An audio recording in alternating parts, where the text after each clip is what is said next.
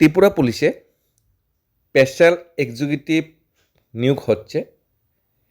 এই special executive নিয়োগ প্রক্রিয়া নিয়ে নতুন একটা অভিযোগ উঠেছে, যেটা আজকে দৈনিক সংবাদ পত্রিকায় প্রকাশিত হয়েছে। এই অভিযোগে বলা হয়েছে চাকরি প্রার্থীদের কাছ থেকে টাকা নিচ্ছে নেতারা। চর্চা আলোচিত বিষয় কি উঠে এসেছে দৈনিক সংবাদের এই প্রতিবেদনে, সেটা আমরা এক নজরে দেখে নিই। তথ্য সহকারে দৈনিক সংবাদে কিন্তু এই প্রতিবেদনটা উঠে এসেছে।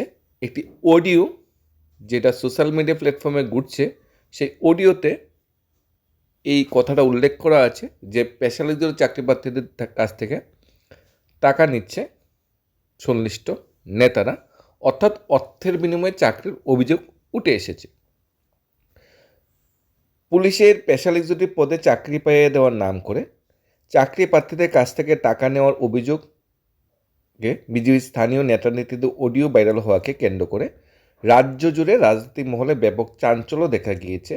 ভাইরাল হওয়া অডিওতে বিজেপি সুনামুরা মণ্ডলের সম্পাদিকা মমতাজ বেগমকে মণ্ডল কমিটির সদস্য পানুষ কৃষ্ণ ভূমিকের সঙ্গে কথোপকথনে চাকরি প্রার্থীদের কাছ থেকে টাকা নেওয়ার বা টাকা ফেরত দেওয়ার বিষয়ে আলোচনা করতে শোনা যায় বলে অভিযোগ।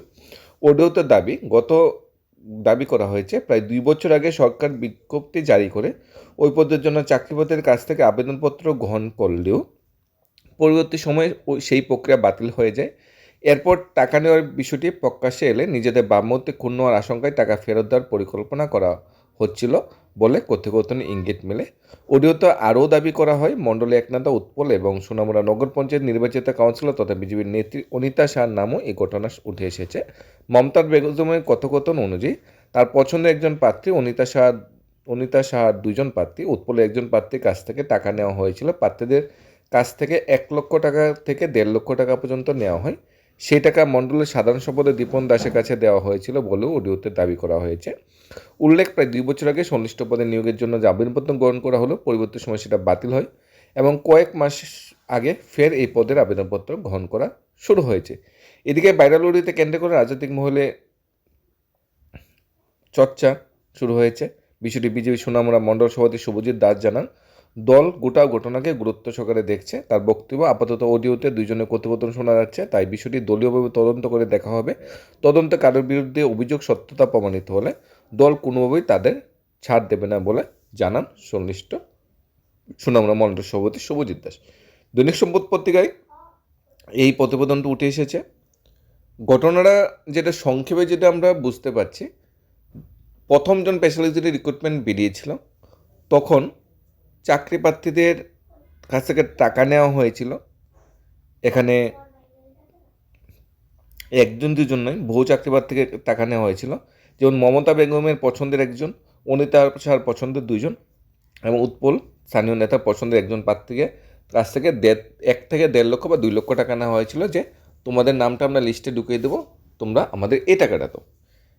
কিন্তু দুর্ভাগ্যবশত রিক্রুটমেন্ট প্রসেসটা ক্যান্সেল হয়ে গিয়েছে। এখন যারা টাকা দিয়েছে তারা তো চুপ থাকবে না, তারা তো হট্টগোল করবেই। এই পরিপ্রেক্ষিতে তাদের টাকা অর্থ ফেরত দেওয়ার বিষয়টি এই অডিওতে পাবলিশড হয়। এখানে যদি আমরা ত্রিপুরা সরকারের যদি রুলস রেগুলেশনটা দেখি, ত্রিপুরা সরকার বা মাননীয় মুখ্যমন্ত্রী হয়তো আগে বুঝতে পেরেছে যে স্পেশালিজড নিয়োগ প্রক্রিয়া নিয়ে কোনো একটা কেলেঙ্কারি, কোনো একটা আইনি জটিলতা উঠে আসবে। এই ধরনের তথ্য মনে হয় আমরা মাননীয় মুখ্যমন্ত্রীর কাছে গিয়েছে, তাই মাননীয় মুখ্যমন্ত্রী চিন্তা ভাবনা করে দেখেছে না স্বচ্ছতাভাবে আমরা নিয়োগ করবো, অস্বচ্ছভাবে তো নিয়োগ করা যাবে না। তাই মাননীয় মুখ্যমন্ত্রী হয়তো শেষ সময় কী করেছে, আগে রিক্রুটমেন্ট প্রসেসটা ক্যান্সেল করে দিয়েছে। এখন আগে রিক্রুটমেন্ট প্রসেস অনুযায়ী যারা যারা টাকা নিয়েছিল সংশ্লিষ্ট চাকরি প্রার্থীদের, তাদের তো টাকা রিটার্ন করতে হবে, নাহলে তো ভাবমূর্তি নষ্ট হবে।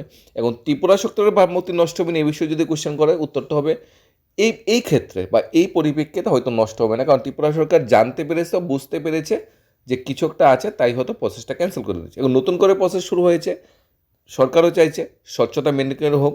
নতুনভাবে প্রসেস শুরু হওয়ার পর কোনো টাকা নেওয়া বা কোনো স্বজন পোষণ এরকম এখনও কোনো ইনফরমেশন বা বক্তব্য কিন্তু উঠে আসেনি। তবে যাই হোক, আমরা মাননীয় মুখ্যমন্ত্রীর কাছে ত্রিপুরা সরকারের আবেদন করব স্পেশাল এক্সিকিউটিভ চাকরি প্রক্রিয়া যাতে স্বচ্ছতা মেনটেন করে হয়, একদম যারা দরকার নিডি তাদের কাছেই যাতে চাকরিটা যায়, যারাই যাতে চাকরিটা পায়, যাতে ত্রিপুরা ডেভেলপমেন্টে তারা যে অবদানটা সেটা যাতে দিতে পারে এবং শীঘ্র থেকে শীঘ্র যাতে চাকরি প্রসেসটা স্বচ্ছতা মেনে কমপ্লিট করা হয়। কারণ 2022 থেকে 2026 পর বা 4 থেকে 5 বছর ধরে চাকরি প্রত্যাশী ভাই বোনেরা ওয়েট করছে সেই দিনটার জন্য, যে দিনটা তাদের হাতে হলুদ খাম পৌঁছাবে। ধন্যবাদ।